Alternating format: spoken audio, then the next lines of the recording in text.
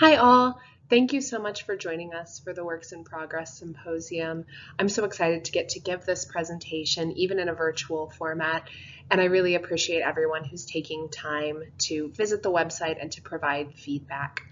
For my honors thesis this year, I've decided to focus on how gender identity affects the way that people within the gaming community, and more specifically in the game streaming community, index their identities, and specifically the identities of gender, but also as gamers and as streamers. And the way that I've decided to do this is by taking a look at content from two popular League of Legends streamers, KayPeaLoL, who you see up here in the top right-hand corner, and Dyrus, who you see beneath her. The reason I've chosen these two streamers is they both had wide followings, especially in 2017, where my data collection came from. They also had incredibly similar analytics at the time, so incredibly similar game stats, as well as similar following sizes and average stream rates. So with that, let's go ahead and get into a little bit of the background around this. So Twitch launched in 2011 through creator Justin Kan, better known by his esports acronym Justin.tv.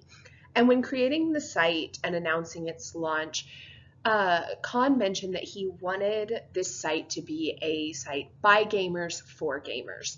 So this meant that people could stream live content and experience the excitement of esports outside of tournament time, which prior to this, that was really the only time that gamers really experienced this huge coming together to watch these pro players. The site is set up so that streamers can receive donations, create large following bases, and really create a career for themselves on the site. And it's grown massively in popularity since it began. Even within its first year, it received almost 3 million site visits. And by 2017, when this data collection took place, there were nearly 350 billion minutes of streamable content uploaded by 2.2 million unique Twitch streamers. So obviously this site received a huge boom in popularity, which means as a research ground, it is absolutely teeming with things to be researched, specifically in the linguistics field, which is what I'll be focusing on. So just to give you a little bit of background and context, this is what a traditional Twitch stream setup looks like. So here behind the gamer's face camera, you can see this gameplay footage. So this, for anyone who's familiar with League of Legends, this is going to be super, super familiar. They know what this map looks like. They're very familiar with this ground. This is where they're actually watching the gamers live play. Here on the side, you can see a chat feature. So anyone that is tuning in live for these streams has the opportunity to talk with the streamer, send them messages, ask them questions, and also interact with one another and commentate on how the player's doing. And while this isn't a feature of all Twitch streams, a lot of streamers will utilize a face cam so you can watch in real time their reactions while they're playing, and also so that they can communicate more effectively with their audiences. Like I said, this isn't standard across the board. Some streamers will only stream their gameplay, some will just do voice, and others will have this face feature. Both of my streamers, KP seen here and Dyrus, both utilize this feature so their audience can see what they're doing while they're playing. Now, there are a lot of things that go into creating an effective Twitch community. So the success of a streamer can be based on a lot of things, including how they grow their following, how they maintain this following, what they're coming from prior. Some streamers are previously pro gamers. Others come to the site with very little following and build it up from the ground. And this success can be dependent on a lot of things, but one of the biggest things is creating an identity for yourself within the context of this space that matches what people are searching for and markets yourself almost as a commodity to your viewers. So some of the ways that a streamer may do this is creating an online persona that falls very specifically into these preconceived notions of what it means to be a gamer or a Twitch streamer, or again, for the purposes of this project, a man or a woman. And that can affect how people perceive you and how they interact with the content that you're providing them. Streamers will also encourage and promote community interaction. They can do this through their stream setups in creating specific emoticons. They can also do this through interacting with their followers. Some streamers talk a lot more to the people that are watching their streams than others do. It's very dependent on what type of environment they want to create. And finally, streamers really have to promote this sense of intersectionality between their identities.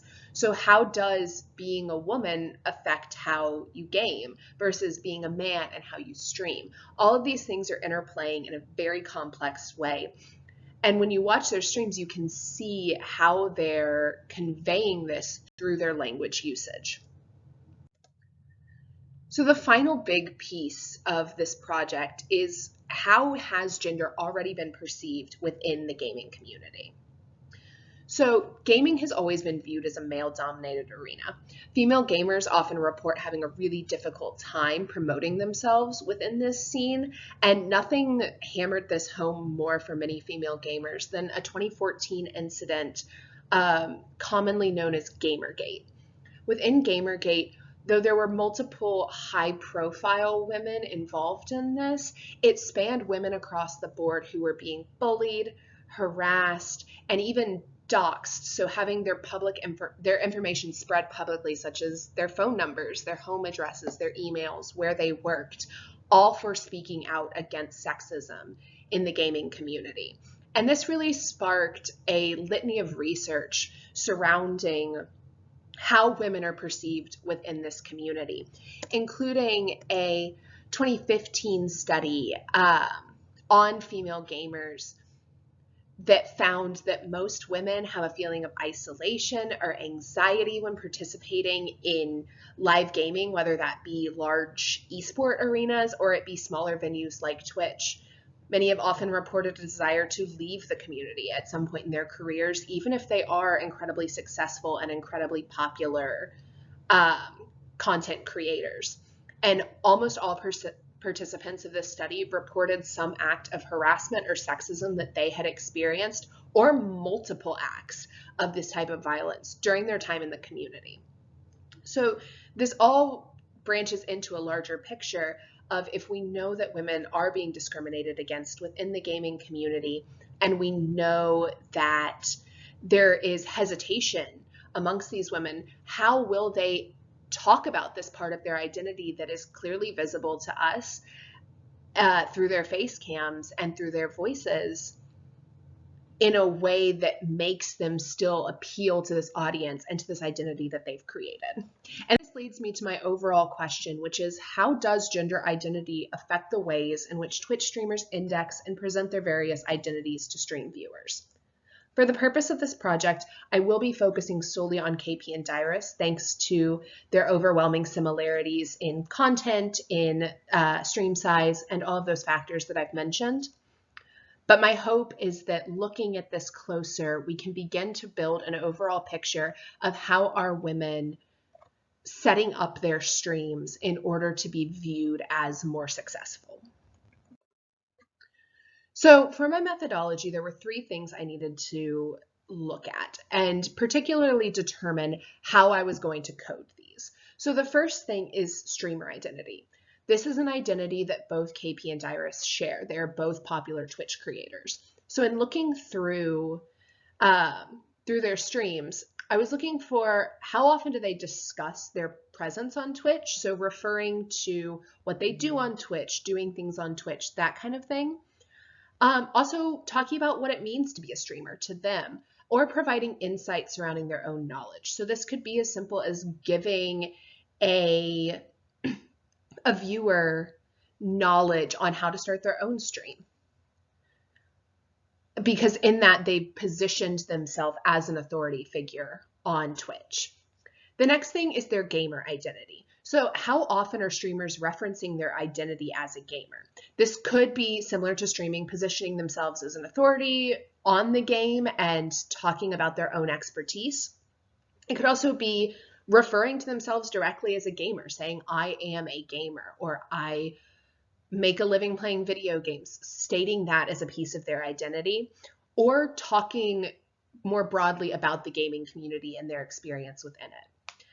Finally, the one identity factor that separates these two streamers, their gender identity, that's going to be a big label in how are they discussing this? Are they discussing it at all? So this could be explicitly referring to themselves as their assigned sex, saying, I am a man or I am a woman. It could also be discussing the ways they engage with the community, which is a fairly common topic, especially from female gamers, talking about what it means to be a woman in these communities. So with that in mind, I had to go and actually collect my data. And the way that I did this was using a spreadsheet methodology that was developed by Dr. Sage Graham here at the University of Memphis. So this is a sample spreadsheet. And the way this works is we take pre-recorded streams. So sometimes streams can be anywhere from 30 minutes to, this specific one was almost 5 hours of streamed content. So in this first column here, you see a list of audience usernames as well as the messages that were sent in the chat. This gives us a way to determine when things were being said, and then also if the streamer interacts with people within the chat, we understand what these lines of communications are.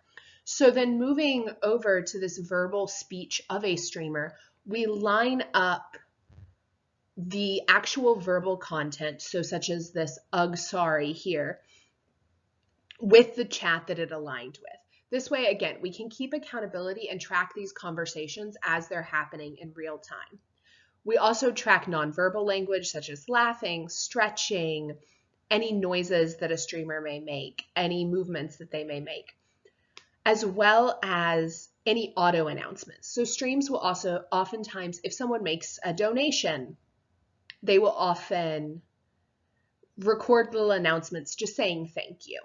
It also records in-game announcements as well as chat from the actual gameplay. So tracking these multimodal forms of communication along streams. For my purposes, the most important thing is going to be this verbal speech because we're talking about how the streamer indexes themselves. However, usage of the chat can be incredibly important in things like this. And again, tracking those conversations and seeing where do they begin, who brings up these things. So in creating these transcripts, there were some interesting patterns that began to emerge. Starting with gender indexing, Dyrus is more likely to actually refer to his masculinity, saying things like, I am a man or I am a dude. Whereas KP often focuses more on how her femininity interacts with being a streamer and being a gamer. Another thing that I noted was both streamers regularly discuss their ability as gamers, and this makes a lot of sense in context. They are trying to promote themselves as authorities on this game. Finally, with streaming identity, this really became my most difficult item to nail down, in that they do talk about being streamers, but it's definitely not placed at the forefront of their identity. So I imagine once I begin quantifying how many references they are making to these specific identities, we're going to see some interesting patterns in how it emerges. Some of the things that I expect to find upon completing this further analysis is that I expect gender to be the lowest indexed category amongst the streamers. However, I do think there are going to be some very notable differences in how many times they're referencing it comparatively and how they're referencing it. With gaming identity, though, I definitely expect this to be the most common factor amongst the streamers. I think both of them really place this at a forefront of their identity. Whereas with the streaming identity, I think it's going to be that middle ground. They definitely talk about it and definitely index it. But I also think, similarly to gender indexing, it's going to be talked about differently along gender lines. I really look forward to completing this further analysis, and I also look forward to hearing your feedback and anything I can do to create a stronger presentation. Thank you again for tuning into this. I really, really appreciate you taking the time to do so. And please, if you have any questions, feel free to ask them below. Thank you.